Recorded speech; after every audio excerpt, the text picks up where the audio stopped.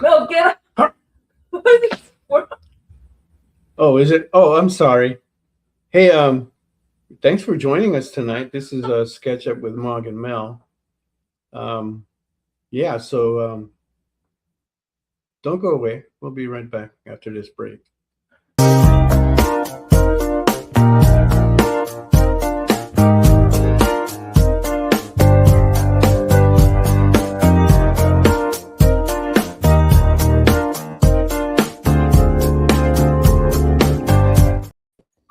Hey, welcome back, everyone. It's great to see you after being gone for 3 weeks. What a break. I needed that. Not. We're now recovering from 3 cons in a row, pulling off a trifecta. And I got to tell you, I am dead tired. Me too. And then we still got Anaheim Expo next week. We're looking forward to that since it's going to be their first time there. But this week, we are happy to bring Chris Enot with us today, who's actually been part of that tour. So glad to have him on here. And we got Steve Burkhouse here as well, and Patrick Blaine, who's been turning up the pencils up there. Hopefully we'll get to see some of his I'm losing my words, some of his work as well. Legends here. All right, so thank you for coming on. I see Kenneth is in the house. Thank you for joining us again. Hopefully we'll see more of the regular guys popping in there. Now, if you haven't yet, hit that follow button, because you know why. We got more things coming up on the experience that you're going to want to pay attention to and make sure you don't miss. Now, we will be gone next week because we got, like I said, that Anaheim show. But when we come back, we've got the veterans coming in here into the house, and we're going to be talking stories. And these are stories you're not going to want to miss. Get some dirt and sleaze on the industry in a fun way, okay? All right. So we got these guys here, Chris, Patrick, and Steve, and we're going to kind of reminisce a bit, going down memory lane through the 90s and things that happened during that time. And one of the biggest events that happened that you can't elude from is the formation of Image Comics, which launched several other things as well, including this special studio called Liquid Studios. Right, so that's a fun thing that we're going to get into. And but right now, let's see what everybody's got on the auction block.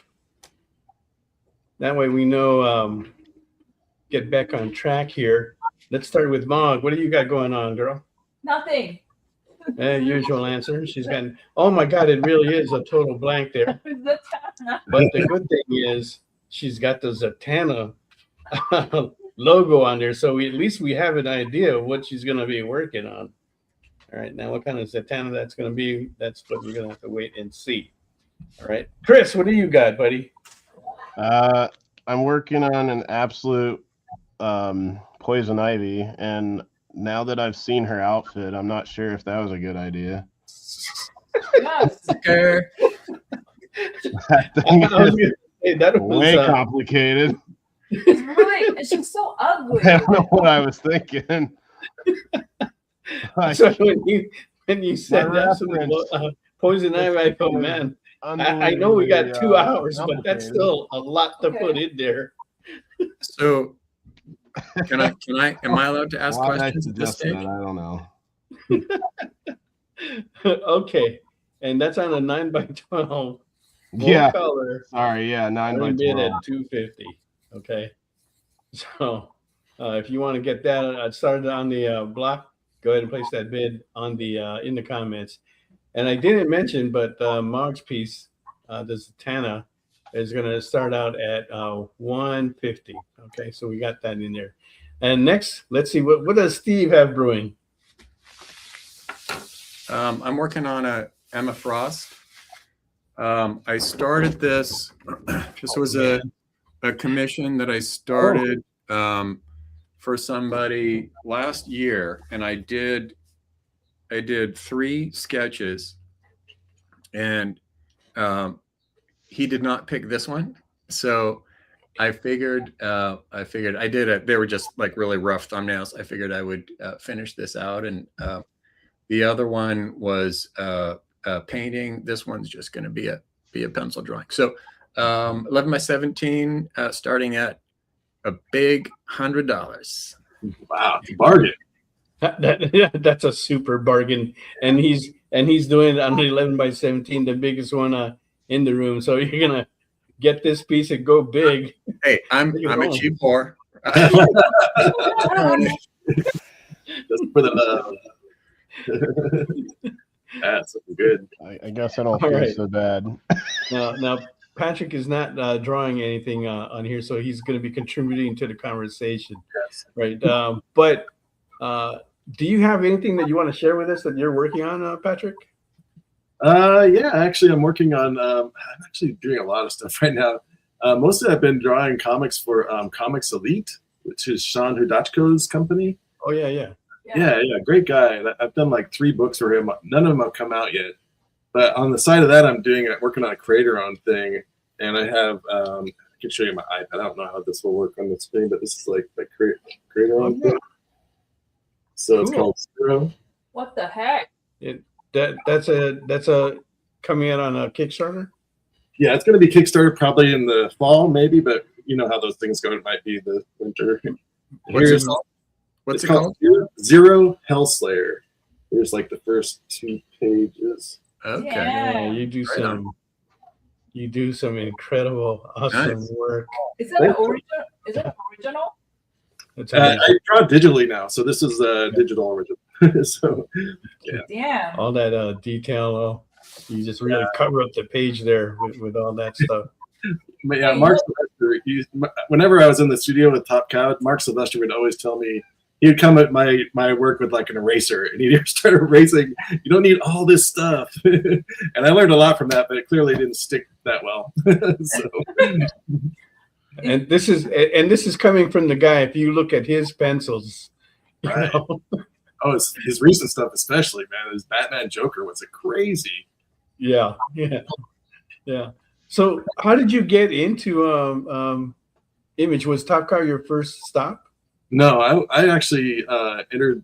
My first thing I did for Image was a pinup in Spawn number 36. But I got that because I was at a party with Jim Valentino at the end of the 1994 San Diego Con. Yeah. He had me. I was doing assistance for Chance Wolf on Shadowhawk stuff, and then he had me draw a spinoff of.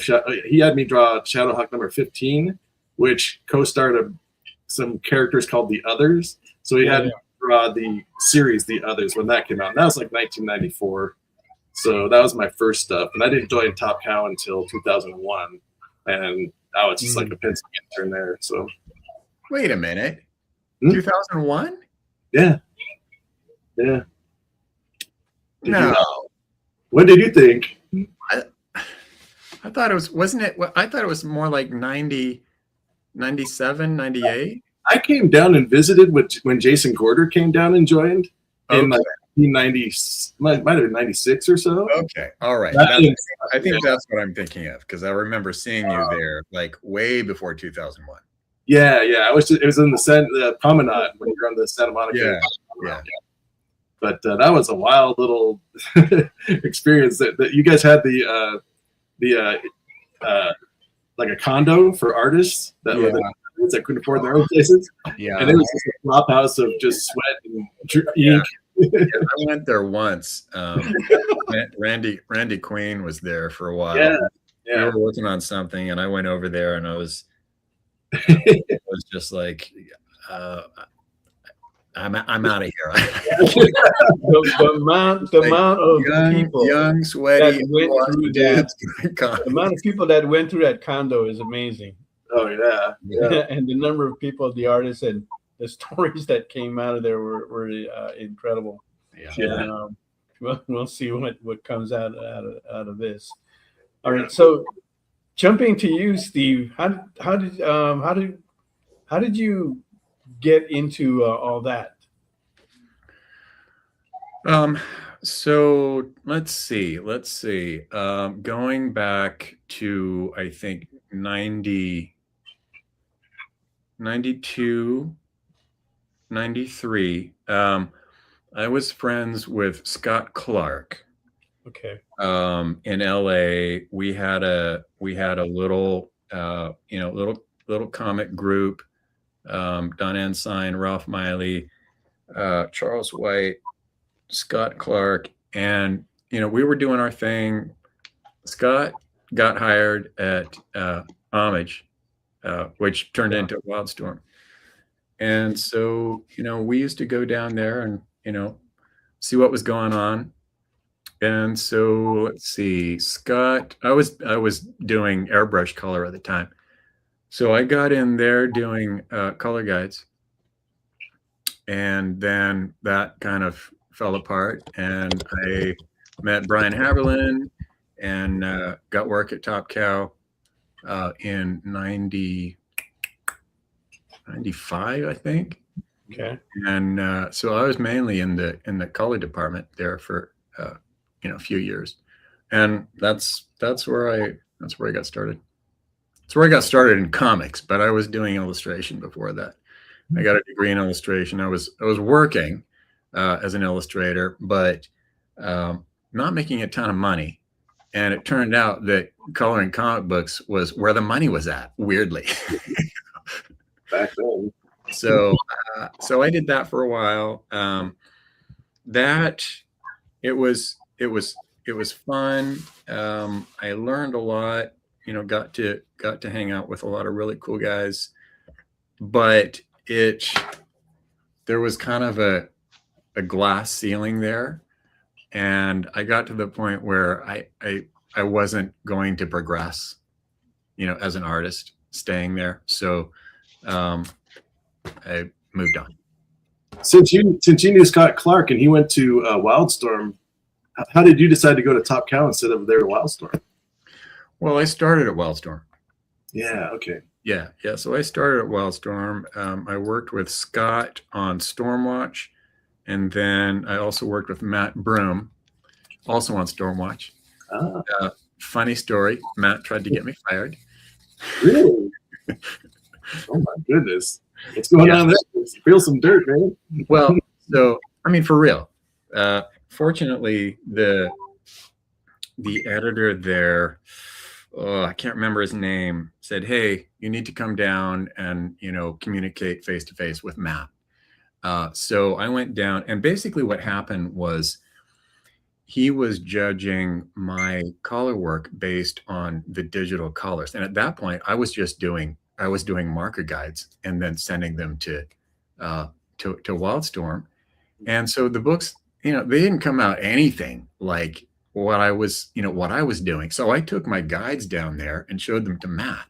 We're like, this is what I'm doing, right? If you don't like your comic books, it's not me. So that's all it took. So me and Matt kept working together, obviously, but then there were some other things that were happening. I wanted to get in on the digital side. Like I could see that there was always going to be a gap between my work and the final book because I wasn't doing the digital stuff. So that's kind of what pulled me over to Top Cow. I showed my stuff to Brian. Brian was like, "Yeah, come over. We'll show you how to do that." So when I started working at Top Cow, I didn't know how to turn a computer on. Like literally, I was completely illiterate. Wow. So that's how that started. Oh, that's interesting. Long answer to a short question. I worked with Matt Broom for a while. He was coloring his digital broom company. Oh, right. Yeah. So that was after our relationship. Yeah. Digital. Yeah. That was the late 90s. I was doing a book called Prophecy of the Soul Sorcerer, and his company was coloring it. Yeah. And I went down to a studio in San Diego, and he was there with Ryan Benjamin. And yeah, I got to see that whole setup he had there. It was really cool. Yeah. It was cool, but it wasn't as cool as mine. That's right. Of course. What is he doing these days? Do you know? I'm sure he's like a bigwig at some game company. That seems to be a pretty common path. Yeah. you know. So I should have taken that path. Thinking with comics, man, it's a poor whole working world. I don't know. That's a long serial conversation best had over like copious amounts of scotch or whatever. Okay, next sketch up. We're bringing scotch. So. Yeah, I'm gonna have to replay that. Know what that was about. Yeah, but yeah, I'm sure Matt's doing well.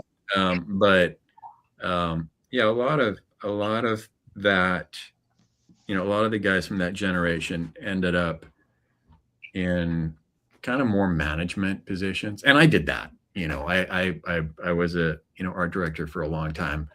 In fact, my last job, I didn't draw anything. Like that's not what I was doing.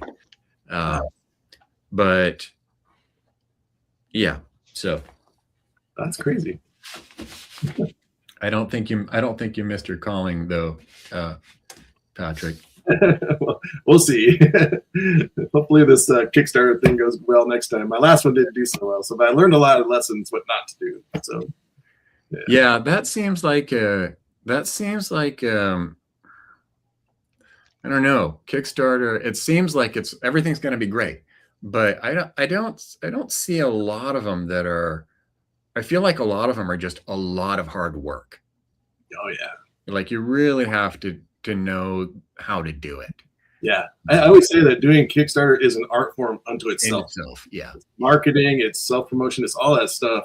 Yeah, and you have to have some good graphics skills, you know. Yeah, yeah. So you end up spending, most of your time kickstarting and not drawing. Yeah, for sure. Oh, crazy. So that's going to be your very first one, Patrick? I did a Kickstarter last year, and I didn't do very well because I made a lot of mistakes. Let's just put it that way. That sucked. That was really disappointing because that was a fantastic project. Is that something that you can like do again? Yeah, actually, this project I'm doing now is a prequel to that project. Okay. All right. Okay, that one's a little cerebral. It's a little bit personal, and like it's got a lot of gods and monsters and stuff in it, but you have to kind of follow a path to get there. Whereas this one starts off more with like hot chicks and goddesses fighting demons and dragons, and it's a little more in your face. Hopefully, I can grab some attention from the crowds that like that kind of thing. Yeah. But it's I mean, everybody we've talked to, there is a learning curve to Kickstarter, and it's not a small curve, right? And as you mentioned, there's so many skills that you need to know going in, and a lot of these guys don't have it. Marketing, graphic design, layout, that all comes into play. You're like a one-man marketing person on there, and if you don't have the experience on how to do that stuff and how to get the numbers and interact, there's so much involved, right? So much harder to do. It's a great time that we're in because all these resources are available to us where we can put out our own comic book. But I wonder if there's regrets to that. If some people feel like, oh, I kind of wish it was like back, way back then where I could just go to a publisher and, show my work and see if they'll accept it. There's still a tough road to travel, but not too many hats that you got to wear, Yeah. All those skills follow through to like Instagram and all these other places you can promote your work. And I'm horrible at all that stuff for some reason. But yeah, there's so many things you have to do as an artist these days you didn't have to do back before the internet, Yeah. But just this old man me talking now, like, oh, back in the old days.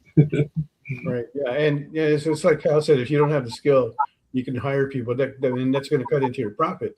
Yeah. And that's the whole thing that was one of the catches to having these crowdfunding platforms is that you didn't have to pay out as much, but that was a flat out lie because you do these skills. It's just like it's like when they tell you they've given us a bill that we can go to school and we can become an artist. We can get educated and become an artist. And you go out there and you're a freelance guy. They never told you how to get a job as a freelance artist. Yeah. They never told you that you need to know accounting. You need to know how to market yourself. They never told you about these legal things that you got to watch out for, so you don't get these big fines on your back that you may not know about, and how to prepare for that. I learned that the hard way myself, just going in as a comic retailer the first few years, and I got hit with a big fat $16,000 bill, which they wanted to pay, which they wanted me to pay in 6 months. Oh my gosh. And I didn't know how I was going to do it, but I did it. Right? But it was a hard lesson learned. And it's something I never want to repeat again. Yeah. You know, I have a question for the veterans here. Would you say it's very harsh of me to say that the way to succeed as an artist is not really your skill, is your sense of business acumen? Yeah, I think that's a big part of it for sure. Yeah, I always hear that there's 3 things you can want in a freelancer. One is being fast, one is being good, and one is being a good person to work with. You have to have at least 2 of those. And so good personality and that kind of stuff goes a long way. But yeah, those are the ingredients for success. That's right. Yeah, but the thing is, like, when I say business, I mean basically marketing, because if you don't market yourself, no one will even know you exist, even though you can be the best ever in anything. Yeah. That's the crappy part. You have to, that's the business part. How about business marketing, right? You would say? Yeah. The way it was explained to me on a corporate level is that your marketing is your front line, because no matter how good you are, people are not going to know about you unless they, find you. And that's the purpose of marketing.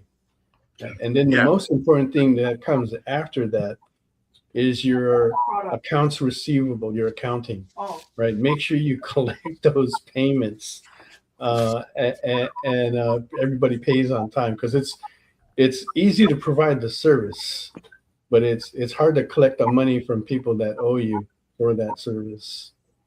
Yeah. So you got the front line and you got your back line, and you filled everything in between. Mm-hmm.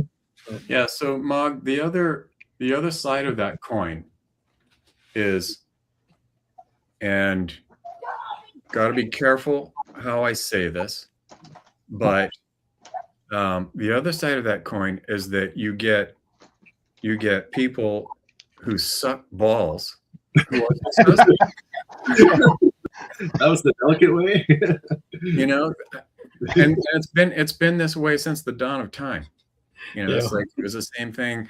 I'm not going to name any names, but I've lost count of how many artists I've seen that are just terrible and they're successful.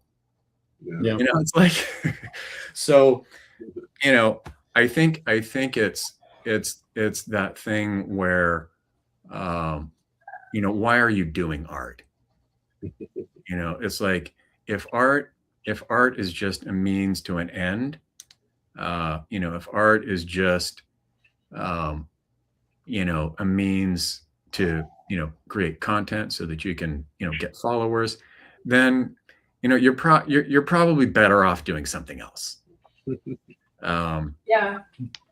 Wow. You know what? That also reminds me, because Steve, you saying that, I realized again, doing this whole thing for at least 10 years for me, business is actually a social game. Well, I was so shocked. Yeah. I thought business is cutthroat, because there's all these weird saying that we hear from media. What is the word? It's just business, not personal. It's all personal. Are you freaking kidding me? It's all networking, socializing, and it's all personal. My gosh. Well, I think that's how generally, to add to what Patrick was saying earlier, you go around all the shows and you question sometimes you know, how things become so successful when the art is not that great. But if you're great at marketing, you could have, and this goes back to when I was doing like 15 years in graphic design, you could get by with the bare minimum. But if you have speed and you're efficient and you know how to sell yourself and you're likable, those kind of things actually sometimes outweigh what people see in other aspects that you're lacking. And Absolutely. so Yeah, I agree absolutely 100%. And I resent that reality a little bit because I do too, but you know, most artists aren't the most social people in the world.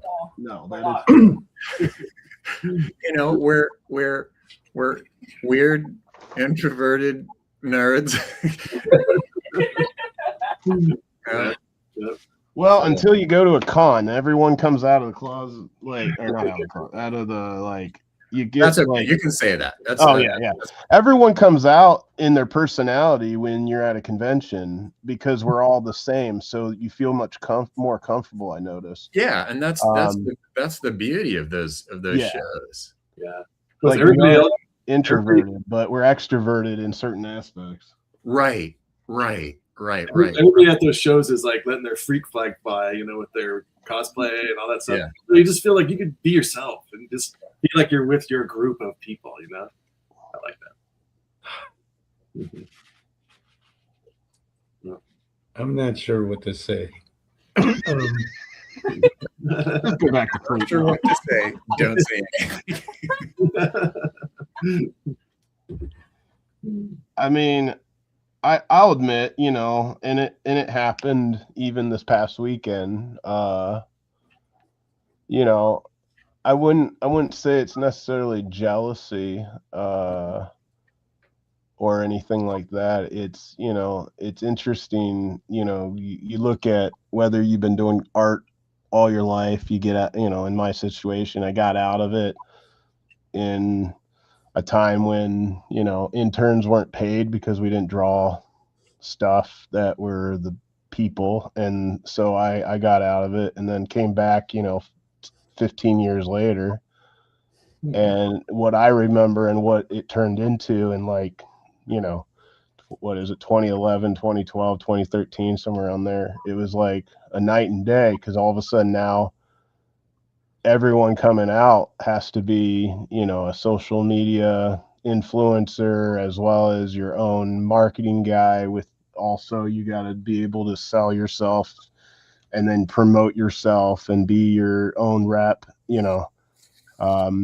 I don't remember that 20 some years ago. I just remember just people just going to a show and, you know, back the old days when. Yeah, I think there's definitely, you know, really great things about the time and the tools and the technology that we have now. I don't want to take over the show, but I'm curious, Chris, about your background. Yeah, I was gonna ask the same thing. So, you know, like, it's funny. Fercho doesn't remember me much. So in the summers, I used to help work the booth at the Top Cow booth. No. Yeah. What? Yeah. I was your guys' gopher. Sorry. And, Oh my God. and like Mike and Mike, Peter, and Frank remember me. And then, like, even when I went to college, because, like, okay, so I'll give the story. Mel's heard it enough, but so in 2001, where everyone was at Wizard World Chicago. Yeah. You know, we had 20 people at the booth. You had like Andy and Mike and Peter. Everyone was lined up around that 20 by 20 quad. Yeah. And my dad drove all the way from Columbus because Mark wanted to have a talk and about me. And it was around 2:00. And that was right about our second session in the day where they were doing all the signings. Mike was in the middle of drawing like sketches real quick while everyone's like setting down. And they got into a heated argument because my dad wanted a kid to be paid, and Mark said no, and I'm going to be very nice. You know how Mark is, and Mark said, as far as I'm concerned, you know, he better do something with his life in graphic design or advertising, because he sure isn't ever going to have a job in this career if I can help it. Whoa. And so Wow. Mike set me in the side, and we kind of talked it through as I was tearing up. Oh, And Hawkins kind of pulled me over, and then he went and got Mark because he got up and kind of walked away. And then my dad drove straight back and said, "You figure out how to get home." So Mike fronted me the cash to get me a plane ticket home. oh my God. And so it was an interesting weekend. Dude, I had no idea. Yeah, so I left, and Mike kept up with me. Frank and Peter all like would Yeah. email me every week when they started doing Aspen.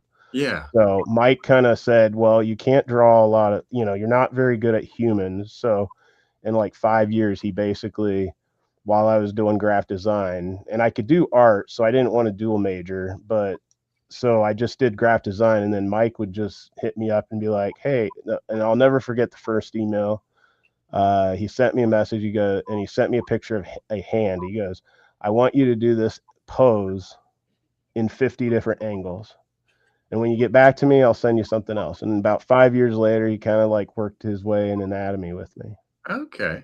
So That's- even though I was doing graphic design all that time, so that's kind of my history on everything. No, I basically got you guys coffee and stuff during the summers because I was in high school, and my dad didn't want me to, you know, spend as much as he spent money on going wherever I could. Frank and them kind of hooked me up on helping me out with whatever they could, but yeah. That's cool. That's cool. I mean, it's part of The it. minions weren't really remembered. That's the funniest part because Ebas came along Chris, right let after me tell you and something.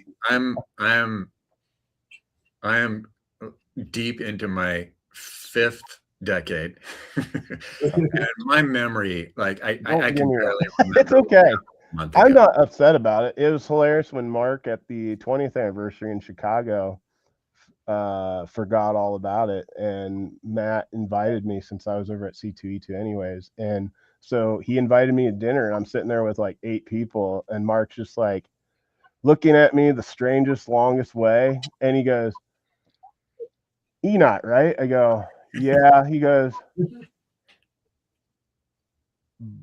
"Blank you, my kid's going to college, right?" And I go, "Oh God, you remember." That was the first time I talked to Mark in 20 some years. And I was like, oh my God. And he's like, it's cool. You want a drink? And then since then it's been all right. Oh, There wow, you go. dude.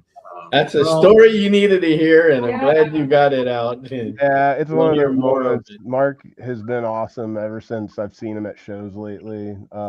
You know, he when I did my first Witchblade cover 2 years ago, he was pushing me on getting Joe Weems to ink it. So he wanted Joe to ink it, and he wanted D-Tron to color it, but D-Tron was on a 2-month cruise. D-Tron? So Chris, I think I remember that because I remember Uh-oh. no, How much? Because No. that vaguely starting to I remember Joe Weems asking me about coloring one of your yes. images. Yeah. And I think at the time I was like knee deep in my day job. Yeah, no, it's okay. Like I wasn't upset about it. Like I was just trying to get anyone who talked or worked with Mike or anyone at Top Cow in the old days when I was doing it 2 years ago. So Yeah. you know, I wasn't really like, I was shocked to even get Joe to even agree to do it with his schedule. Oh, yeah. You know. Yeah. Joe's cool. I actually, I just colored one of his Upper Deck Lobo cards like a month or so ago. That's cool. And it was, you know, it was fun. It was fun. So, you know, we should talk about that again, because I'm like right now I'm unemployed. I got laid off from my job I'm sorry, a year and a half ago. Oh, geez. So yeah, I'm, you know, I've been doing some stuff for little bits and pieces of stuff for Top Cow and DC. So yeah, we should talk. Same with you, Patrick. Yeah, I just did 2 Upper Deck cards too. For yeah, but I didn't know you were. You didn't ask me to color them. No, you were coloring. Yeah, I would have definitely said, "Hey, let's press these up, man." You know, deal. Hey, the cards are coming back in, man. They're cycling back in, you know. Yeah, especially sketch cards and all that. So, yeah. yeah. We're having fun with that at the shows as well. So, glad to see that you guys are getting some of that action as well. Yeah. But interesting story, Chris. Yeah, and I know I've heard it several times. You've heard it, yeah. But even I try then, to keep it on the down low, it's still but good to hear you perfect time tell it for again and people get it who out there. work because there. you It know was like what, a fun you know, little extra. your story is so good because there's so much pain and suffering in it. I mean, not that that was. I'm not suffering. Thanks, Mog. You know what? Comics are brutal. Oh, yeah. And I don't have an experience like that, but I have, you know, I have some experiences that did not make me happy. You know, well, like having Matt Broom try to fire me. You know, that was not great. There's a lot of stories of artists out there that, you know, have heard things that probably weren't nice, and, you know, got them pretty upset. And there's, you know, but they tend to like come around. Like Howard Mackey is popular for saying, "Yeah, I turned down Jim Lee," you know, and you know, the very first time he put in for Marvel, I turned him down. But look what happened. He came on to work on Punisher anyway, as he was the editor. Or like Philip Tan and Wills Portacio. Philip Tan is turning in his very first portfolio, and this is in the Philippines. And Portacio is there reviewing it, and I think he was there for like 4 hours, and Philip was the very last one to turn in his portfolio. And I think Wills was just like really tired. He looks at Phillips's portfolio and he tells him, "So you want to become an artist?" And Philip's going, "Yeah, I've been practicing every day, and you know, this is my goal." And he said, "Do you have any other plans?" He said, "No, this is all I want to do." He said, "Well, I hate to tell you this, but you should go look somewhere else, because there is no way you are going to become an artist." Oh, no. I don't know why people say that. Yeah, well, yeah. You know, it's like in the end, though, in the end, it built a fire under Philip. So that guy, he said he got on the jeepney back then, and he was pissed. He was angry, right? And he said, "I am going to show Portacio up. I am going to practice every day, you know, and become an artist," which he did. And now we know who he is and stuff. But yeah, and they're good friends now. But, you know, but yeah, you hear things like that. But yeah, you're right. It probably should not have been said that way, you know. But I'm just testing it that it's probably like a long day for him, and after seeing so many portfolios and stuff, it's kind of hard. yeah. I've heard people say that, you know, they give really harsh criticism like that because if you can't take that kind of feedback, then you're going to have trouble later on in the job. But I think there's a way you can do it with tact. That's bullshit, Patrick. Yeah.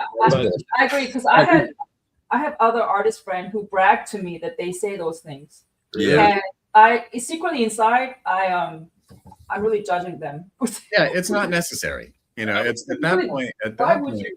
at that point it's more about you than the artist. Yes, thank you. It's ego. I feel like it's. But I've seen many artists, like when they're first starting out, they'll give harsh criticism like that, but then they kind of mellow out. And some of these are pretty famous now. I'm not going to mention names on the air here, but there's quite a few of them that are out there that start off like that. I think the whole ego thing kind of gets to them at first, and then along the line you get knocked down a few, and you realize you're really not the god that you think that you are, and you start becoming humble. Yeah. You kind of have to go through that. I think part 2 of that is also go the opposite route. There's a lot of kids I'm seeing at shows coming out with an ego.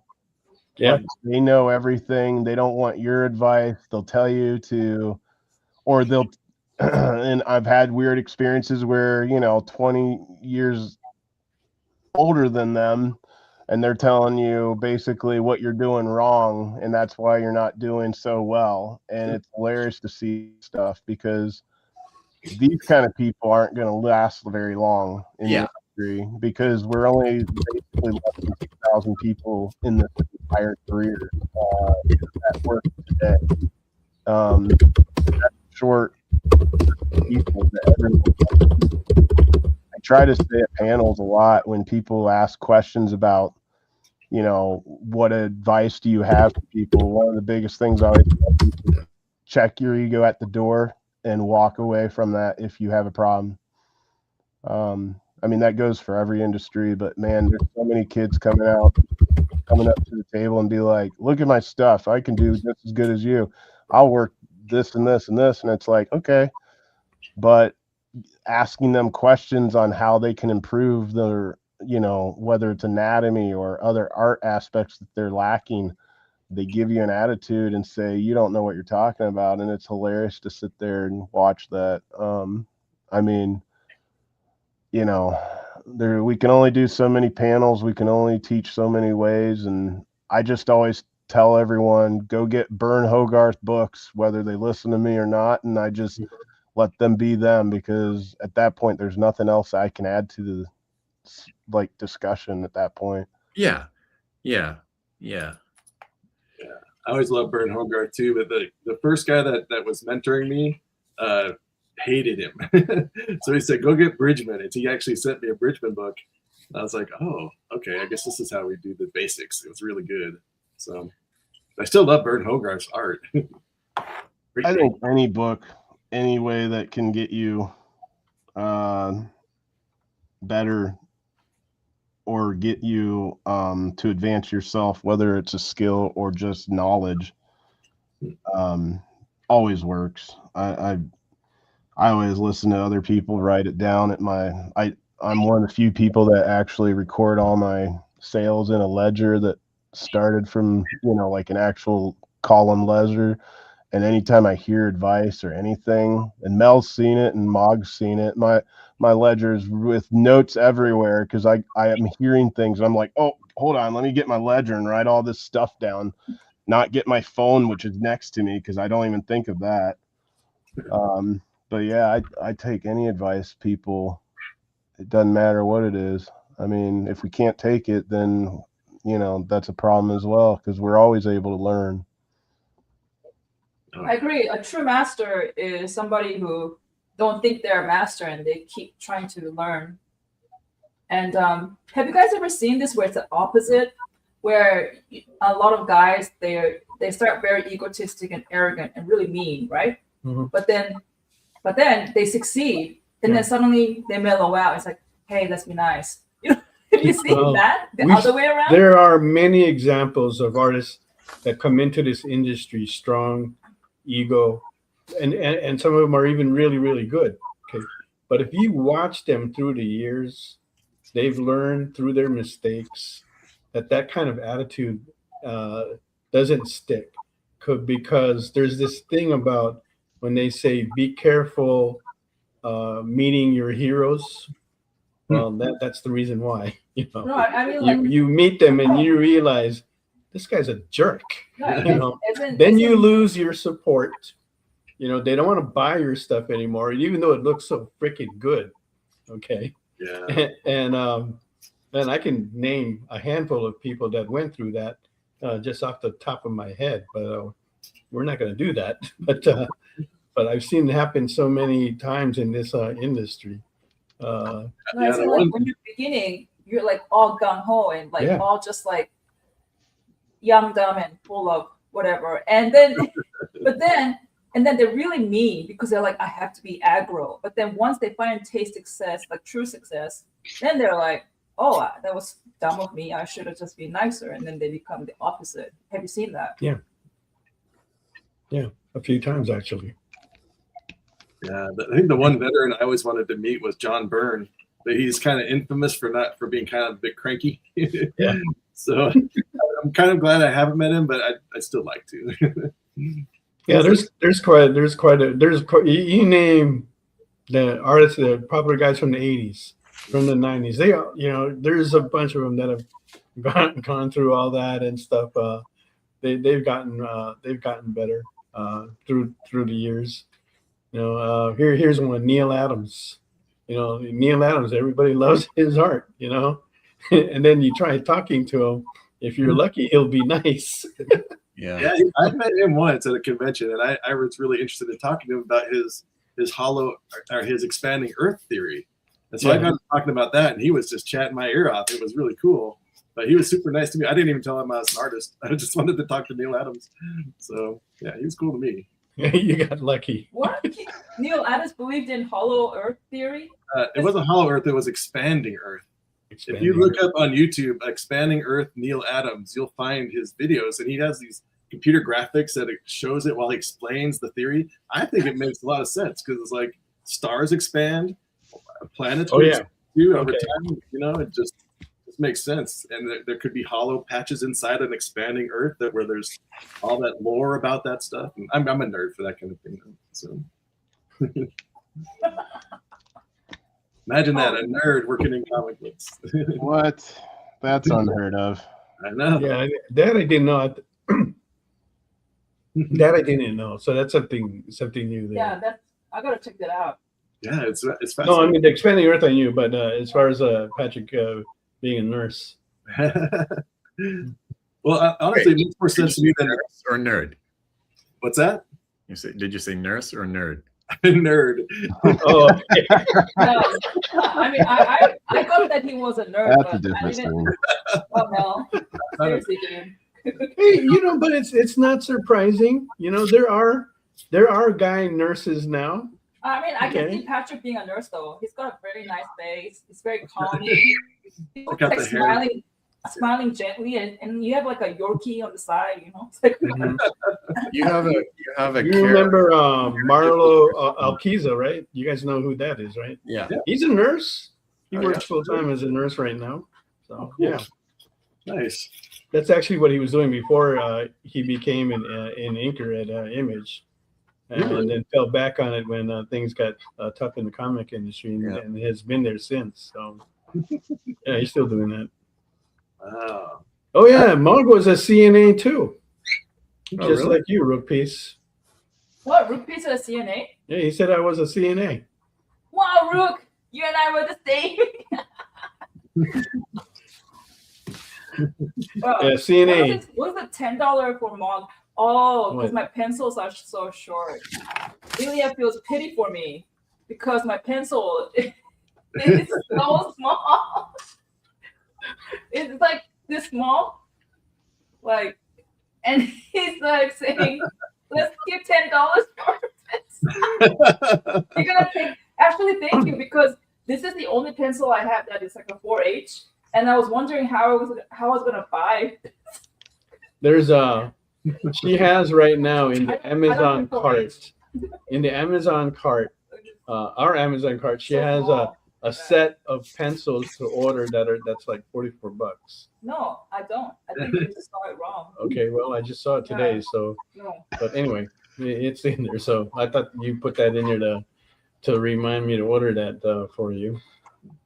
And I'm just waiting to get a bid so I can do that.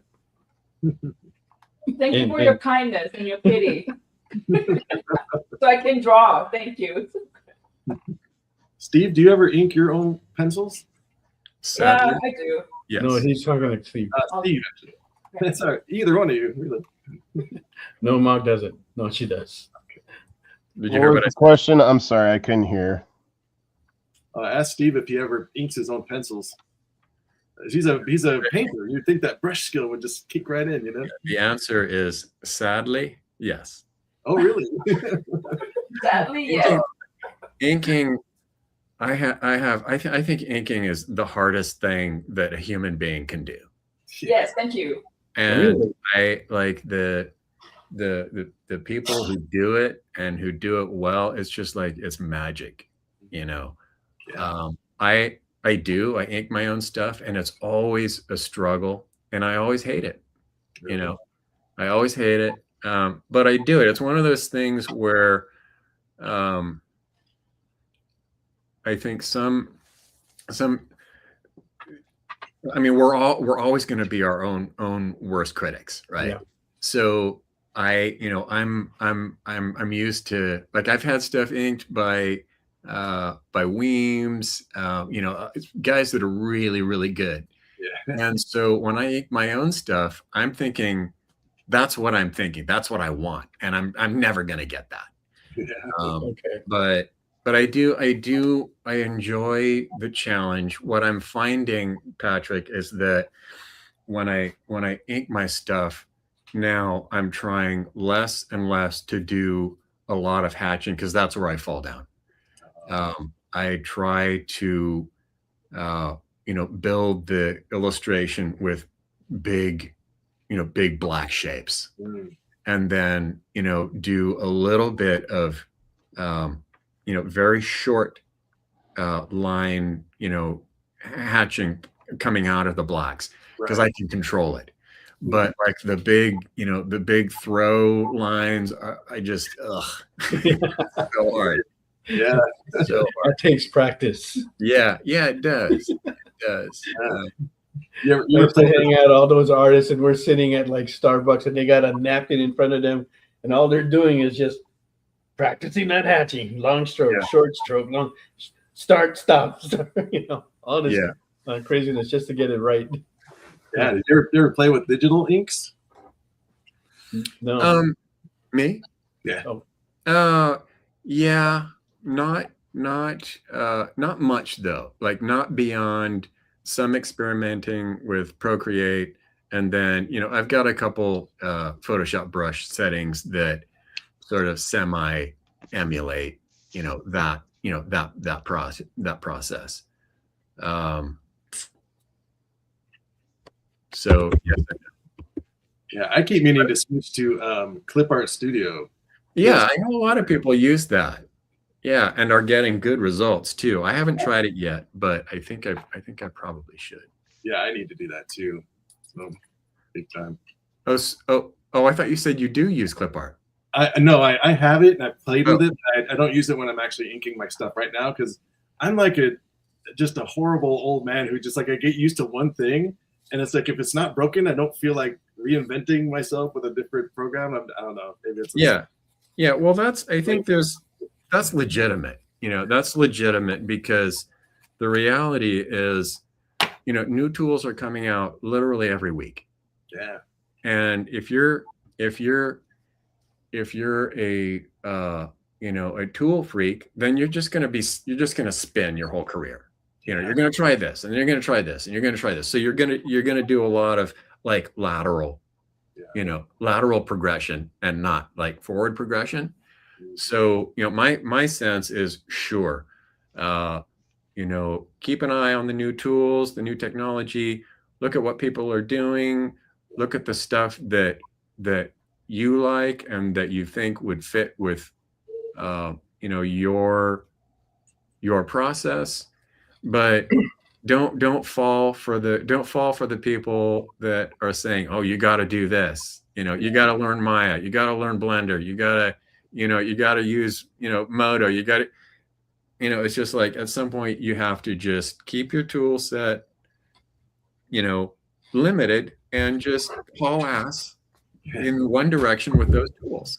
Yeah. So not to, sorry, Patrick, I'm sounding like your dad. No, that's great. No, it's good, Steve. I don't Everything think is I'm things. actually that much older than you. I'm 57. So Okay, so I'm a little bit older than you. maybe a year. Yeah. I'll take any advice I can get, though, man. But yeah, I think the reason I say that with that much whatever passion is that I feel bad for young artists who are just bouncing from technique to technique to technique, and they're like I've hired, hiring people at studios that I've worked at. I look at their resumes and they've got 10,000 tools that they can use, which they're very proud of, but they haven't taken the time to really excel at a limited set of tools. Yeah. And I think it's a trap, and I think it's also it's tool developers, software developers, it's their game, it's their scam, right? So we change Photoshop every month, every 2 months. We make this particular tool obsolete, so everybody who's using it has to spend more money and learn a new thing to do the thing that they were doing last week. So all that to say, the point I'm getting to is whatever tool you're using for digital inking, just keep doing that. Yeah, I still use CS6. Oh, really? Okay, nice. Yeah, Same well, here. I'm in the same boat as you, Chris. Yeah, Chris, I do what I've too. been using. Yeah, I have that. I still have the disc, like Me too. on disc. that's great.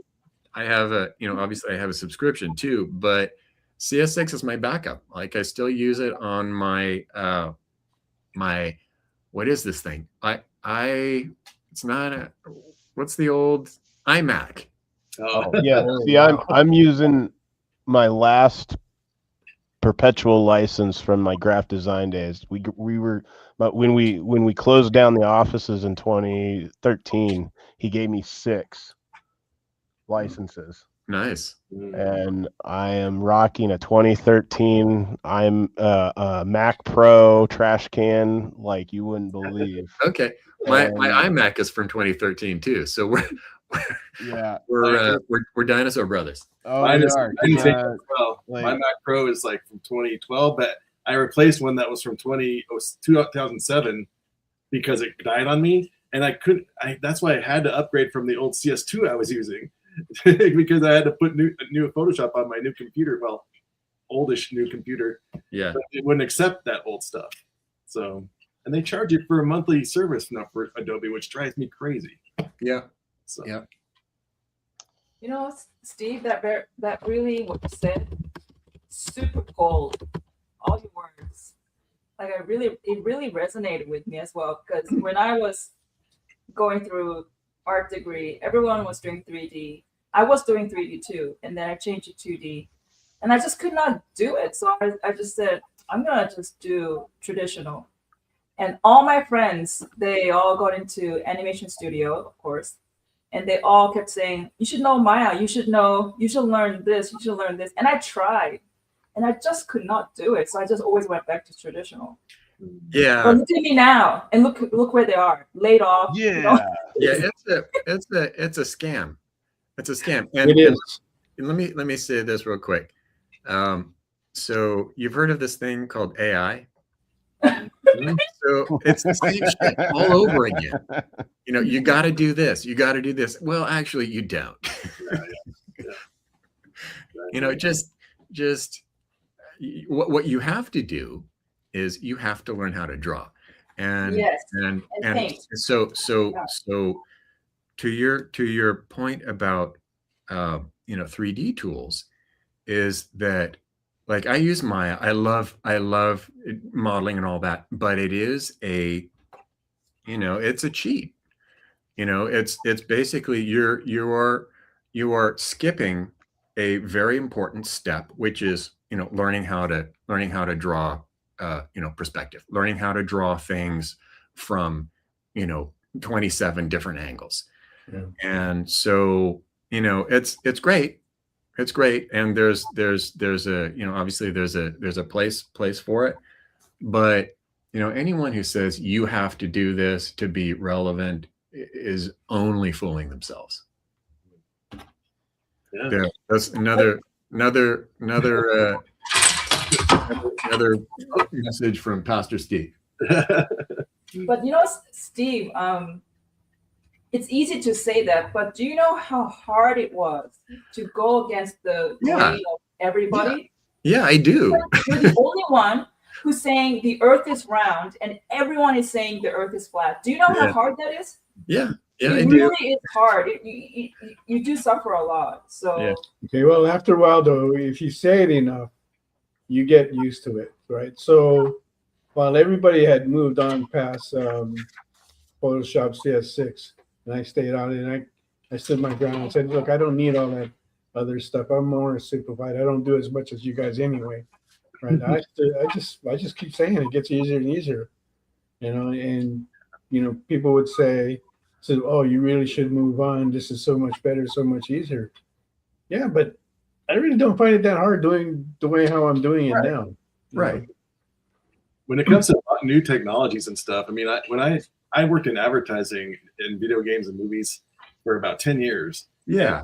Photoshop on the job, and that was really good learning situation. But they hired comic book artists to do these things because we could just come up with stuff out of our heads and make thumbnails and do all sorts of different things along the production pipeline. But I have a feeling now that job I had doesn't exist anymore.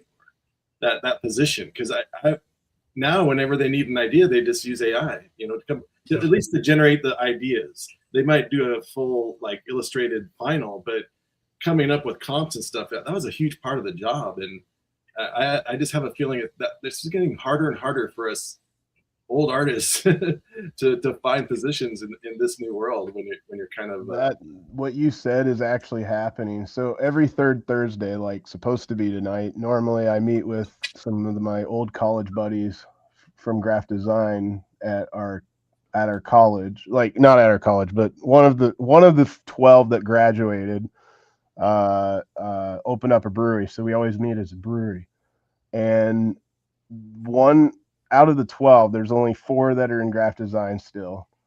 And one of them, my buddy Jason, last month we were talking about what has shifted since I left in 2013. And he said that they want mediocre work. They don't care about anything about the quality or craft. He's doing 10 to 15 projects a day from beginning to completion. And he said a lot of it is they request AI and integration of AI in almost all their workload. And so he was a web programmer, and he has shifted back to more of the print design, even though it's not that great right now, because the programming, all they have to do is go on to websites like Wix now to basically build your platforms without or use ChatGPT to half build it. Yeah. He said that they aren't paying for it. He thinks in 5 to 10 years, once everything looks the same, we're going to be in that another surgence of they'll finally come back and say, okay, what can you do differently? Which is the one thing he said that was great, that works for all communication, information, and art. How we differ from AI is AI can never tell emotion. We can always express emotion, and how we see things will always be differently than what it will turn out, because all AI ever does is what he said was it only can turn out the stuff you need or what you want. It cannot give you the unthinkable. Right. And so that is the only difference of in the next 5 to 10 years. And that goes in graphic design, but even talking to some of my friends in AVR and voice acting, they said that a lot of studios, I have a friend that does a lot of AVR, and he was on a couple television shows, and we were talking in Alaska, and he was telling me that he's lost almost 70% of his career because the studios are hiring technology to use the voices that are simulating all the hours that they've put in over the decades they've created, and have them simulate that voice, and they don't need them anymore, especially for like movie pickups when the actor needs to like fix audio stuff that didn't get fully brought in. So they're actually just using AI now at that point. So it's kind of affecting everything, but it can't create it creates inflections, but it's not giving the emotional energy. Right. And I don't know if that will change, but at this point, again, as far as what we offer is emotion that they cannot create. Yeah. All right, that's my TED Talk. All right, we're going to go ahead and continue this, but we're gonna have to take a break. So don't go away. We'll be right back, and we'll also take a look at the artwork that everybody's working on. Right. So don't go away. We'll be right back after this commercial break. Twitch, it's not just what happens when you have too many energy drinks anymore. Check out our content over there, too.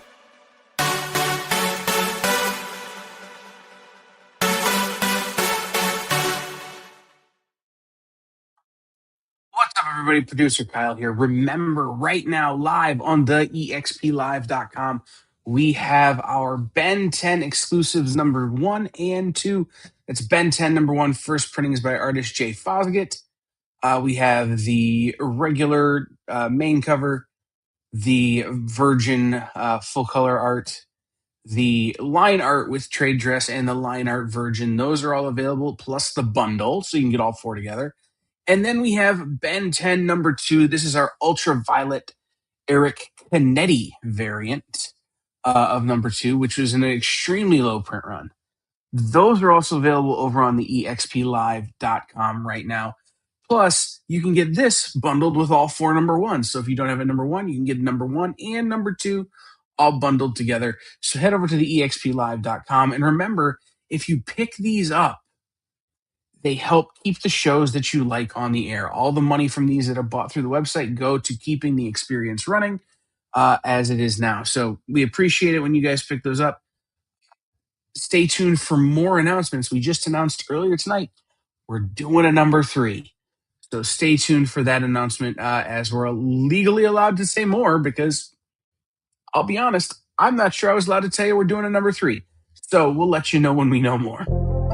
In a world where you hit like and subscribe on our YouTube channel, that'd be really great. Thanks.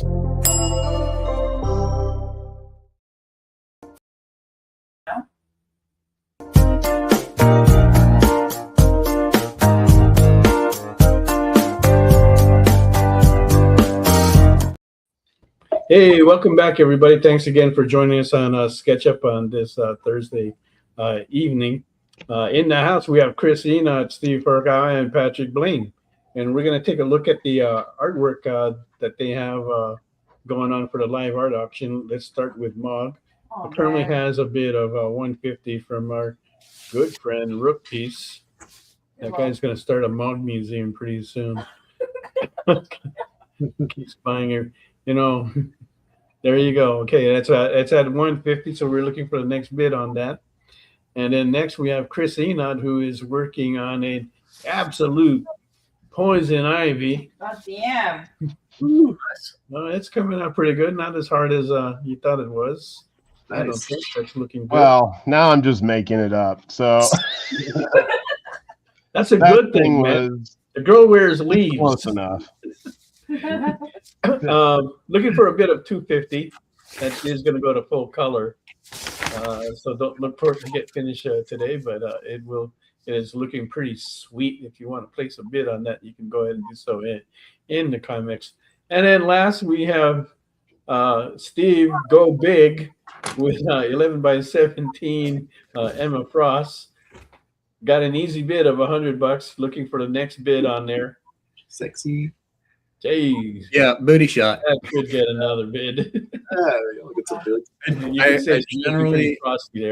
I generally don't do a lot of booty shots for a bunch of different reasons, but occasionally, you got to do it. Hey, once in a while. We It's leave good. that to. And there we go. We got 150 for Steve on the ammo. Okay. Awesome. Looking for the next bid on that. So can I ask Chris a Now, quick question? what's that? Can I ask Chris a quick question? Yeah, you may. So, Chris, what version of Poison Ivy is that? Because I know. Okay, so there's a new universe that DC started called the Absolute Universe, and I pulled. Oops, sorry. Maybe I can pull that up. This is the best reference. Oops, that's all blurry. No, I see it. I see it. Yeah. There we go. Who painted that? This is the best full body I could get, but Do you know who painted it? I don't know the character. I have not done any of these, but Mog took a chance at one of the Fan Expo shows and did a absolute Wonder Woman and crushed it on the 1 hour comic explosion deal. And I was thinking tonight I'll do the Poison Ivy in this outfit, and then I realized, oh, it's way more complicated because this is the nicer version of her. She turns into more of a Venus flytrap, and her head's all like completely separated in the center. It's just really ugly. I don't know how I would have Think the accomplished fly. that, but yeah. So this outfit's the easier of the two. Chris, when you do your paintings, do you do digital or are they traditional? So sorry, what'd you say? When you do your paintings, are you traditional or do you do digital paintings? Well, like when we were doing the comic explosion, we were doing acrylic. I've only done paintings like 6 times in my life, and it's all been through the comic explosion. Typically, when I do commissions, I'll do the pencil inks and then Copic marker with colored pencil and some paint pen highlights when I do the full renderings. Cool. Hopefully that was the answer. I think. Well, yeah. Yeah, you answered. Yeah, I don't paint. I literally a year and a half ago doing these comic explosion. It was my first time painting, and since I was probably in middle school. Okay, right on. So yeah. Evolution. For that first one you did for Comic Explosion, like I've told you before, that was pretty good. Oh, the Harley. Yeah, because there's a lot of guys that will come on there and supposedly very talented, but they just don't do that well. It's either they're nervous. No, it's not. It's a painting. People don't imagine, Steve. You're just say you're like a penciler, right? For Marvel or DC, and you're really famous. You're good. You have confidence. And then suddenly I put you in front of an 18 by 24 canvas with acrylic paint and paintbrushes you've never touched, and I tell you, you have 1 hour. Finish it from start to end. That was me. And then No big deal. Halfway through, and then I had to make up somehow and fix it. Yeah. Well, I mean, the reality is most how should I say this? Two things. A lot of and you just said this, Mog, a lot of very good pencilers can't paint for shit. Yeah. And another thing that happens is, like, for me personally, there are artists who are very successful painters, but whose pencils I prefer. And I don't know what it is, but some I think some artists just the pencil is their natural medium, and when they're working outside of that, it's doesn't always work as well. Also, color is hard because you're not just dealing with black and white. You got when you're inking something, the thing is either black or it's white. When you're coloring or painting, it could be one of 20 million options, and you have to decide that. And I think that is where some of the struggle is for people who are very good at penciling, get into painting, and there's too many decisions to make. It's a theory. I don't know. Did you go and like learn color theory anywhere, or were you just naturally a good painter? Me? Yeah. Oh, I'm a genius. Okay, that's what I thought. So that's a complete joke. I don't believe in talent. Really? Well, Steve, that is a good question, though. How did you get to be such a good colorist? Well, depending on who you ask, there are different responses to whether I'm a good colorist or not. Personally, I'm not a very good colorist. I have a thing that I do that some people like. Well, actually, a lot of people like, but it's not because I'm such a good colorist. It's something that I do naturally that people like. There are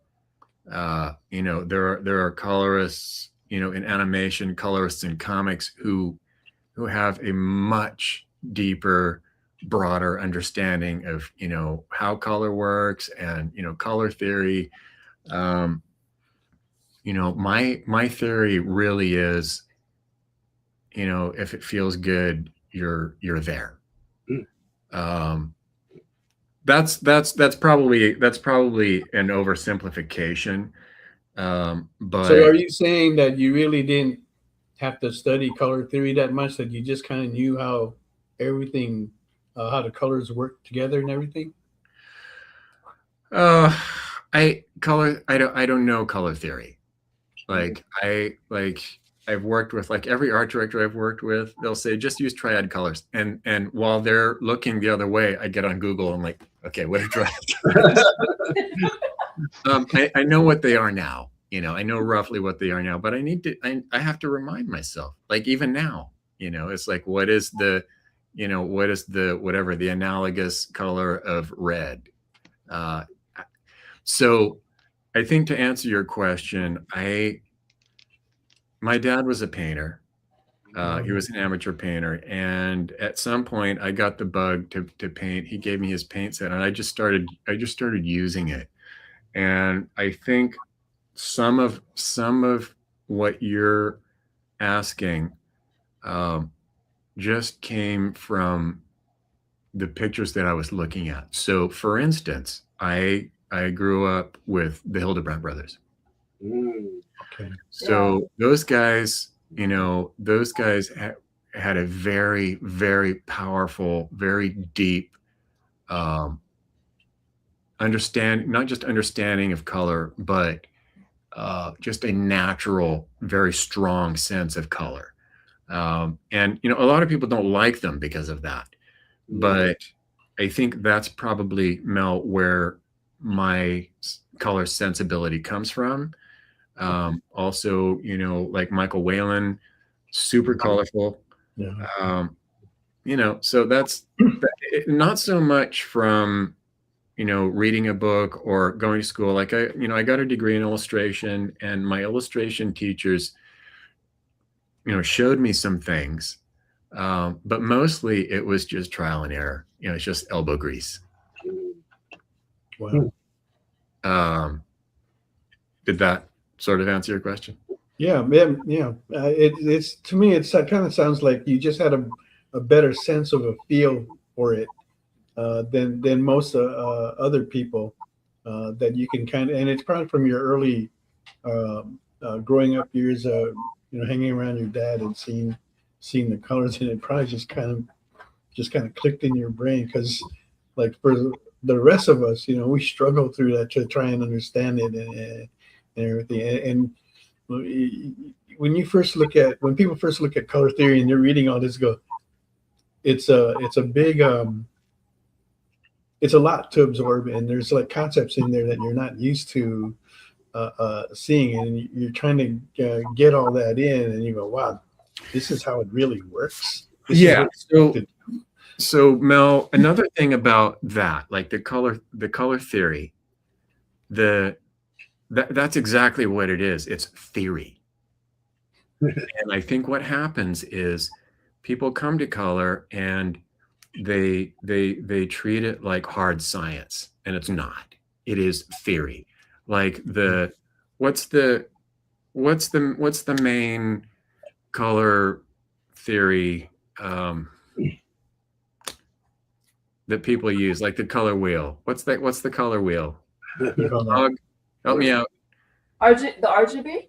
What? No, there's a name for it. Anyway, some guy back in the day put a wheel together and put some colors on it and said, "This is my color theory." And now that's what we use. Yeah. You know, Yeah. It was some guy that just came up with it.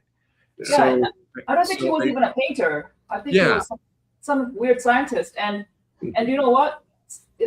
When I actually test it in real life, it's not true. right. Like, for example, everybody thinks the opposite of red is green. It's not. Right. It's actually, surprisingly, it's blue. It's like a phthalo blue. But people don't know that because they don't actually mix it to make the perfect neutral gray or the black. People don't know that. So it's bullshit. Yeah, so I think what happens is people get spun by all of that stuff. You know, and I think because I, you know, was either lazy or just didn't want to deal with it, I didn't take it seriously enough to get like all worked up about it. And that's I think that's what happened. It's just like, well, this is, you know, I like this, and you know, the art director likes it. We put it in a comic book, you know, fans like it. So okay, I'll just do more of that. Can I ask Steve a quick question? Yeah. Sorry, microphone's making noise. No, I think it's somebody's keyboard. Oh, okay. No, every time you type, please. Mel, please mute yourself when you type. We can't hear people over your typing. Okay, is that what that is? But no, I was going to ask Steve, out of the current guys coloring comic books, are there anybody that really stands out to you and like, do you think is like really good? Yeah. The problem is I don't remember names very well. You know, there are obviously the classic guys that are still coloring. Richard Isanov, Frank D'Armata. Those guys have been around for a long time. Yeah. Dave McCaig is probably the best colorist in the universe. Really? Wow. You know, he does a, you know, he's got his own thing going, but then there are a lot of new people too. Yeah. You know, and I can't think of their names, but Yeah. you know, so a lot. Yeah. I think Arif Prianto. Arif. He works. Yeah, he's at Top Cow. Yeah, So I just collaborated with him on a Witchblade Darkness thing. I was supposed to do a bunch of pages for the book. I had to fly out to Chicago because my stepdad died. I had my stuff out there, and I was like, okay. I was talking to Phil at Top Cow. I was like, I don't know if I can do all this. So I got so they got Arif to come in, and we kind of went back and forth and tag teamed on that book. But yeah, he's good. He's good. And he's got a good team too. Who else? All right, let's go ahead and take a look at the artwork here before I forget. And I'm looking where the bids are at. The lieutenant has got a bid on Emma for $175, and he's put in the first bid on Ivy for $250. So thanks for that. Oh, Everything's got a bid. Here's where we're at. Let's start with Mog. Again. Currently has a bid by Rook Piece at $150. So we're looking for the next bid on that. And that Zatanna's is looking pretty sweet. Gonna add the fishnets now. And add the fishnet, clean up the head area, and make some of that stuff disappear. Looking nice. Okay, that's Cool. looking good. You want to place the next bid on that? You can go ahead and do so in the comments. And now let's take a look at Steve. Go big. Yeah, let's see if I can do this scroll. Currently has 175 on here. Looking for the next one. Here we go. Oh, the Slow reveal. it's good. Da da da da. Okay. All right, there we go. Wow. Looking pretty frosty. Currently has a bid of 175 by the lieutenant. Looking for the next bid on that. You can put that into the comments as well. Next, we have Poison Ivy from Chris Enoch. Sorry. Currently also has a bid of 250 from the lieutenant. Cool. And Cool. there you go. This is absolute Poison Ivy. So let's get that correct. So I won't have time to color it, but if whoever wins, if they're interested, we can handle that separately if they wanted it. Right. So you're gonna I'm gonna whoever just winners can blow it pick out it with inks and just keep inking it. There you go. Okay, Because so that's where we I stand right realized now. what time it was, and I'm not gonna get the colors done in the time. So I'm just gonna keep inking it. I knew that before you started. I think it looks great, and I already see color. There's like red, so maybe you can keep it like some of the outlines red, and then that's it, like black and red. That could work. Interesting. But I didn't think of that. I don't know. I've been enjoying these colored pens a lot lately, especially in my color phases. What pens are you using, Chris? So they're the Copic, Okay. and but I don't use the Copic multi-liners. I use like for my inking on everything I do. I love the Unipen brand because it comes out so black. Okay. It will work with any of the other type of inks that I got, like brush pens. It's just super black, so it doesn't come out as like a gray tone, Okay. like a normal micron. And then I also love using the Japanese Pilot felt tip brush pens. Oh yeah. Yeah, I have those too. Those These are fantastic. I wish Blick carried them, but I can only get them on jet pens. But these are like my go-to for everything. I'm not an inker, but I've developed my inking towards my art. So Yeah. Yeah. Okay, there you go. And if you haven't yet, make sure you hit that follow button. That way you can stay tuned with all the going-ons that the experience will be putting out. Next week we won't be here, but in 2 weeks we come back with the veterans, and we'll have Topper Helmer will be with us. Daryl. Really? Topper Helmer. Yeah. You know who that is? Yeah, I do. Okay. Yeah, so he'll be here next in 2 weeks. Same thing with Daryl Skelton will be here, and we'll have like a few other guys. Trying to see if I can get Howard Mackey and Bo Hampton on here as well. Cool. So maybe you'll be able to grab some people while we're in Anaheim. maybe, we'll Like, see.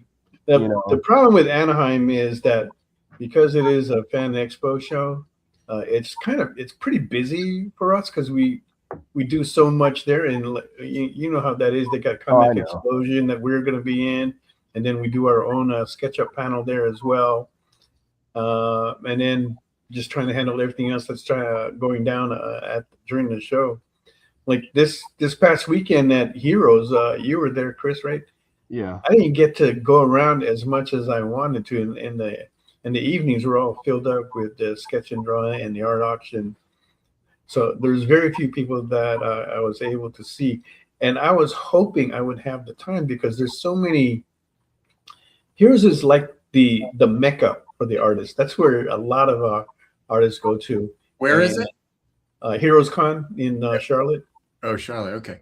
Yeah, and that's there's a lot of artists that you don't see very often, but they're there at that show. So that was a good one. I was hoping to hit more artists up. I was able to hit a few like Bo Hampton and Howard because they were close by. Yeah. So I got to get a final answer from them, but hopefully they'll come on the show in a couple of weeks. Have you The ever had problem with them is that they're on the East Coast, and that's like 10 o'clock for them. Yeah. They're 10 p.m. their time, right? And these guys, they're older than me. Yeah. And so that's like we passed their bedtime. Yeah. And I'm the oldest one in this group. So Really? Yeah. Um, may not look it, but I'm way older than you guys. really? Yeah. Are you gonna tell us the answer? Or 60, okay, here, try this number. 66. No. Wow, you win. You win. You look so old. No arguments, huh? You look so young.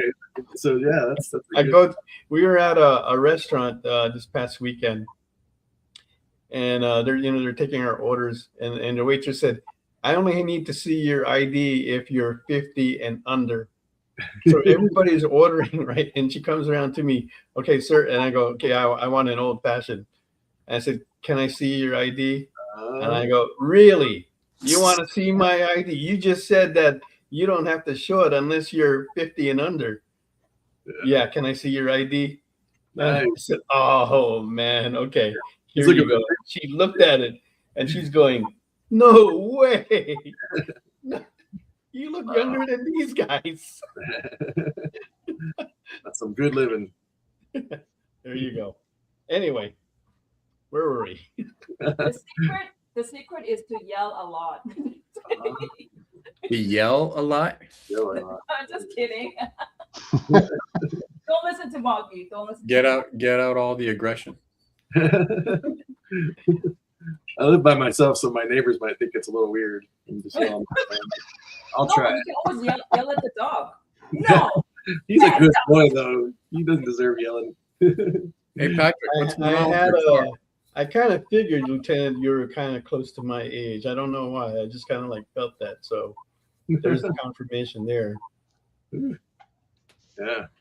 What is your greatest art? Because I just show me. What is your greatest art? Let's start with Patrick. The greatest art I've ever done? Or done or own or whatever it is. Well, that's a tough one. Yeah, because I mean, like any artist, I always see work things I can improve on. So it's not like I look at anything and go, "Oh, I just created my first masterpiece,"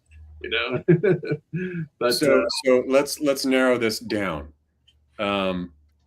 What image of yours, regardless of whether it's good or bad or new or old, what image means the most to you and why that you've done?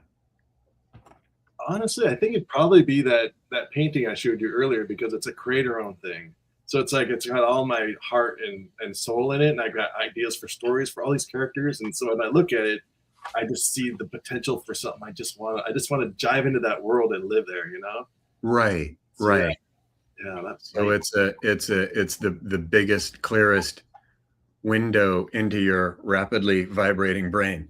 yeah. And that painting I did, actually, there's the painting that you used to advertise me on this was the painting I did for Isaac, which was of the metal shade characters that are his characters. And the painting I did, since we're in the same studio, my painting connects to that one. So it creates a big 4-page banner.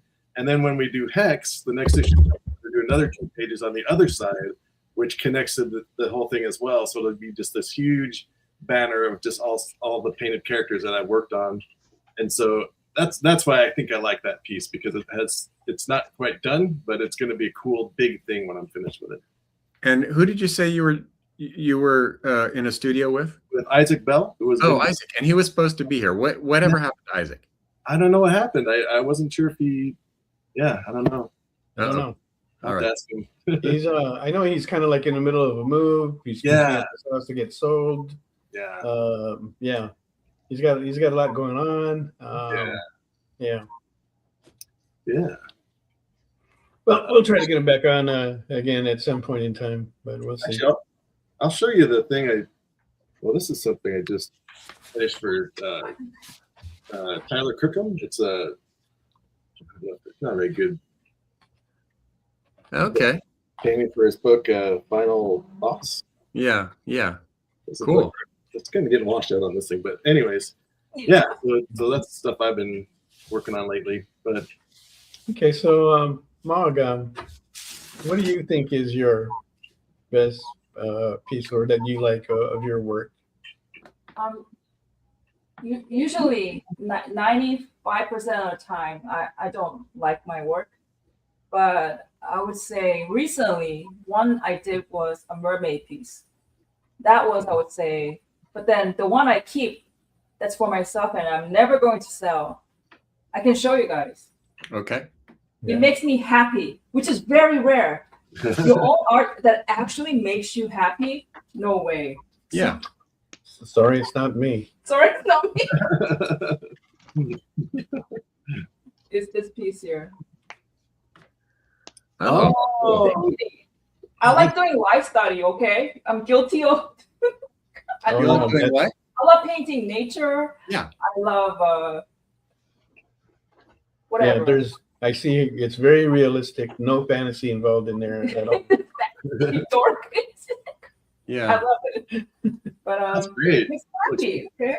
So That's cool. gives me joy. She actually carries that piece with her to every show. Wow, cool. You know, for those times that I yell at her. Exactly. And then I look at it and I feel happy again. That's how you stay young. Well, thanks for stopping by, Stinny. All right. What about for you, Chris? Well, I guess Chris is taking a break. Yeah. How about you, Steve? Yeah, Steve, I'm actually curious about you. So I have two. One of them. Hang on. I'll add the So this Oh, this I painted this in 2006. Okay. dun dun dun dun dun dun. So it's an oil painting, Oh, and it's I went to the Long Beach Aquarium 20 years ago. Yeah, 20 years ago, because this was 2006.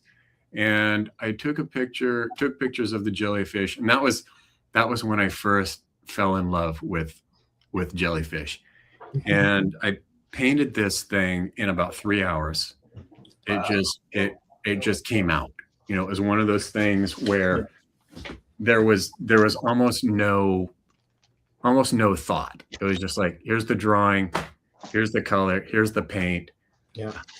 You know, and it came out. So that's one.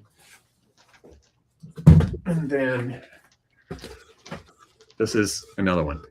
Oh, wow. So this is also nature. It's not quite as happy as Mog's.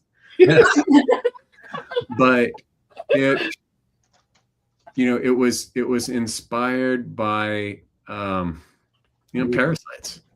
You know, there's this thing on the frog's head that is essentially a parasite, and it's got a thorn stuck in its brain, and that's how it's controlling the frog. And it's weird and it's gross. A lot of people don't like it, but it represents the very dark, uncomfortable side of nature that we don't like to look at, but it's there. So Wow. Wow. I love the It's so cool. funny It's so funny how Steve and I, it's not comic. It's more like just nature we just love. Yeah. Well, Nice. I have another story about that, but never mind. All right, let's take a look at Chris. All right. My favorite piece. Well, it's Turner, obviously.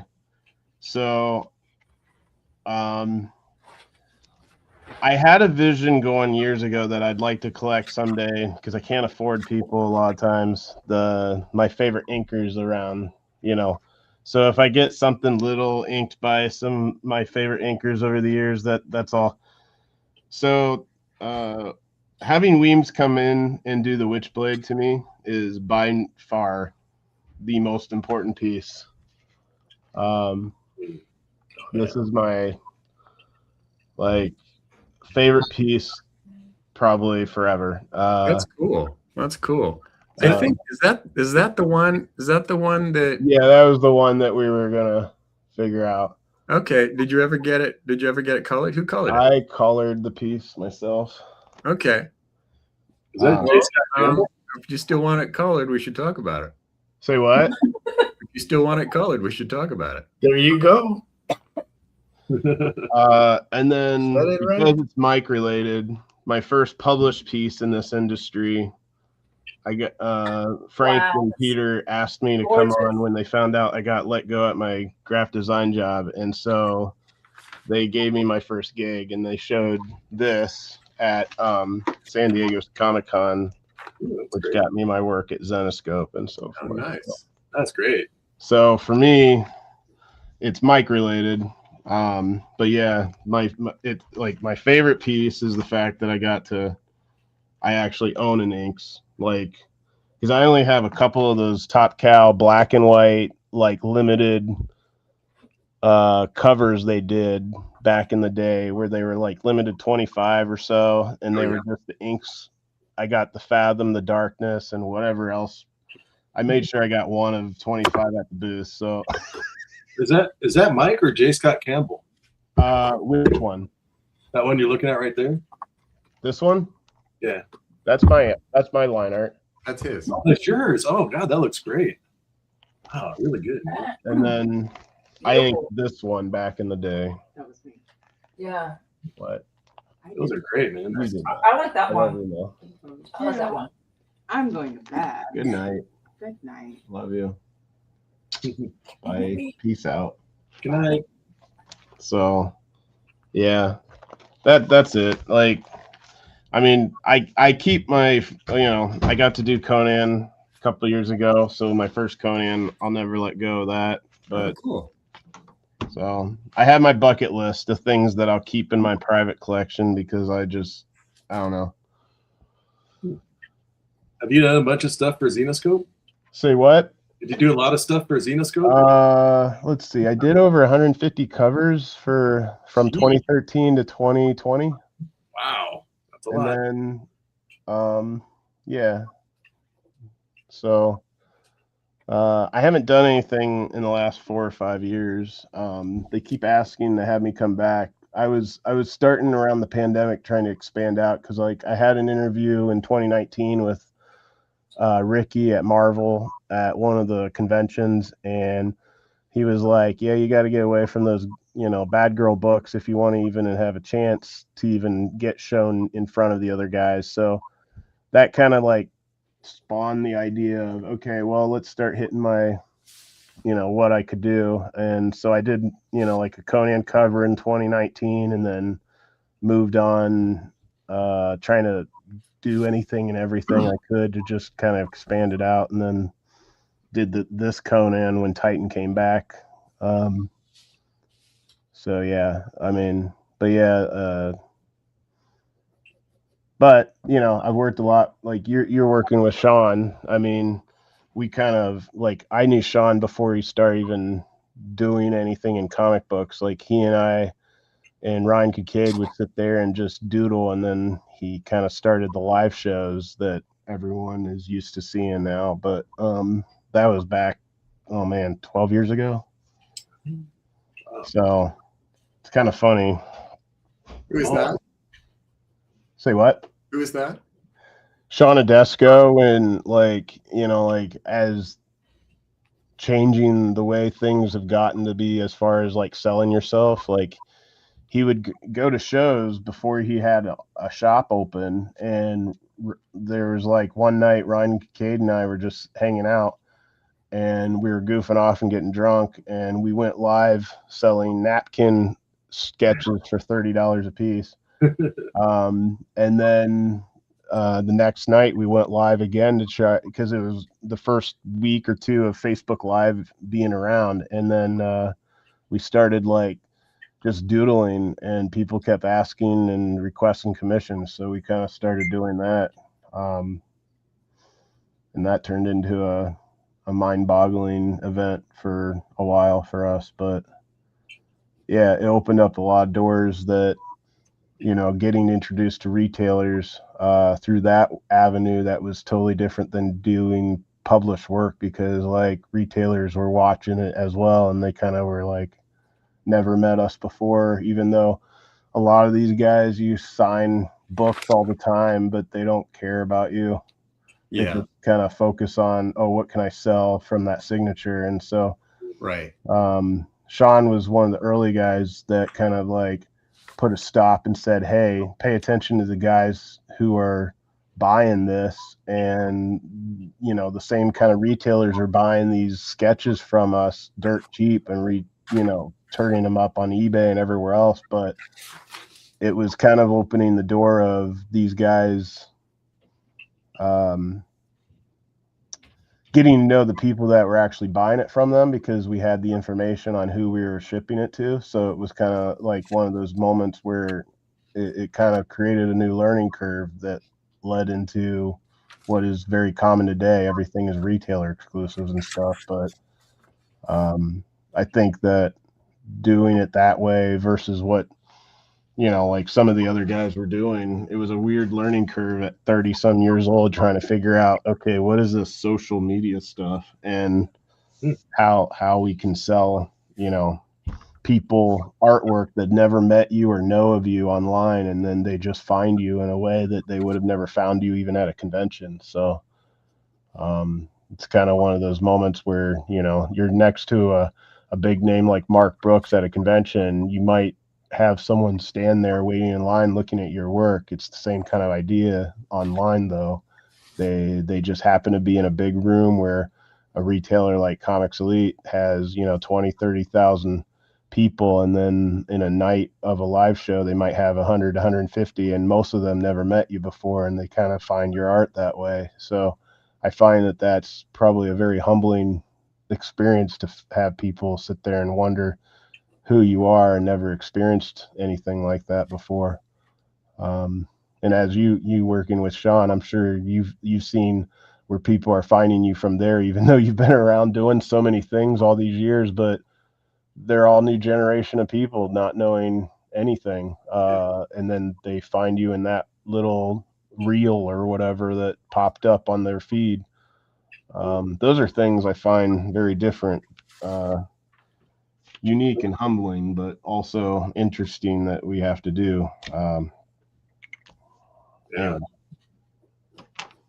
I'm done TED talking. Sorry. I ranted. I went on. As Mog and Mel know, I tend to talk a lot at the shows, and when I'm home, I don't spend a lot of time talking because I'm just kind of like mellowed out. So I have been quiet all evening, but it's because I'm just used to not talking outside of cons. Unless it's my wife, then she sits there and tells me to shut up all the time. So, but she went to bed, as if you heard her come into the office and tell me. So. I did hear her. Yeah, she was like, her name happens to be Mel.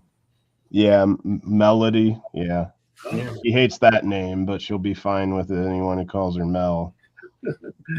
So it gets confusing when you have 4 Mels in the same, like, you know, I hang out with a Mel who's from Michigan all the time. You're Mel.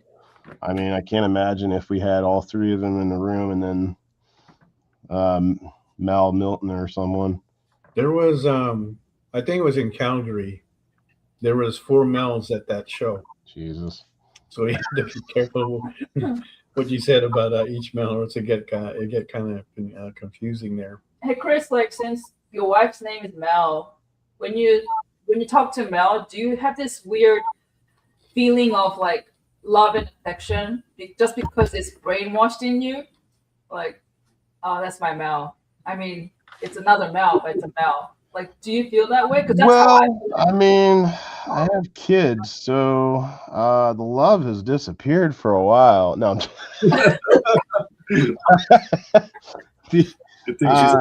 you know, I think about her when I'm traveling a lot more the last year. Then, I mean, I was notoriously living all on my own since I was 18. So it was, even in a relationship as long as I ever had, it was always difficult for me to even remember to call home or message them when I'm out of town. And I'll be honest, I still do it to this day, not intentionally. I forget to call her all the time. I've been pretty good at messaging her around before the end of the day because I set alarms for myself. But yeah, I'm used to just kind of going and doing my own thing over the weekend. And so I've caught myself, since I've had the kids, to be honest, checking in on her 2 or 3 times a day while I'm at a con. So, you know, I made fun of the idea of having the kids, but they actually made me remind, you know, because she is stressed out having them around all the time because they both have autism. So, and they're twins. So that's always fun. So I'm finding myself spending more time now asking about how she is and how she's feeling and stuff like that than I ever did, because, you know, I'm more aware nowadays of, you know, whereas before she was home alone, she was probably playing video games or D&D with her group or something, and so it wasn't really in my mindset before as much it is now. All right, let's go around the room. We'll take a final look at the art that's being produced and close up. We've got a few minutes, so we can go ahead and take care of that. Let's start with you, Chris. Oh, this is Absolute Poison Ivy. Currently has a bid of $250 from the lieutenant. Cool. Still have time to place a bid on that if you'd like to get that. Love the action on the toes there.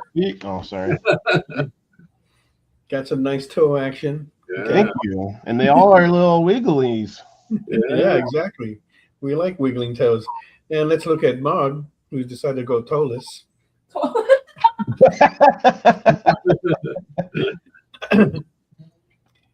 And here we go with Absolute Zatanna. I mean, no, this is regular Zatanna. Great. That's awesome. Cool. And this is her, like, her pretty much her normal costume. I Looking modified pretty it. sweet. Okay. Clean up the top. But she's Currently has keeping about up. That's 150. the most important part. What What? is? This part? I said you are keeping up with the illustration in the 2-hour window. Oh yes, yeah. I actually finished it. Yes. Yeah, that's what I mean. Okay, there you go. Currently has a bid of 150. Looking for the next bid on that. You can do so in the comments. Amazing. And then last but what not we can do least, for Mr. us. Steve, go big. Take it home. Work out. Dun, dun, dun, dun. I'm a Frost. Looking pretty frosty. Yeah. All right. Beautiful. Currently has a That's bid of nice food. 250. Want to place a bid on that? Go ahead and do so in the comments. You've got like a few seconds left. In 2 weeks, we will return with the veterans. So if you want to hear more stories from guys like Topper Helmer, Daryl Skelton, hopefully we can get Howard Mackey and Bo Hampton in here, and maybe a couple of other guys. We'll see. These guys have tales to tell and tales that shouldn't be told. But the only way you're going to find out which is which is to tune in. And if you haven't yet, hit that follow button so that way you can get reminded. I want to thank everybody for coming on tonight. Enjoyed you guys' company tonight. You guys are always welcome back. When you want to come on, you hit me up if you need to. We will bring you in the show. Thank you, guys. Until 2 weeks, we'll see you then. Take care. Thank you. Thank you for having me. Hey, y'all.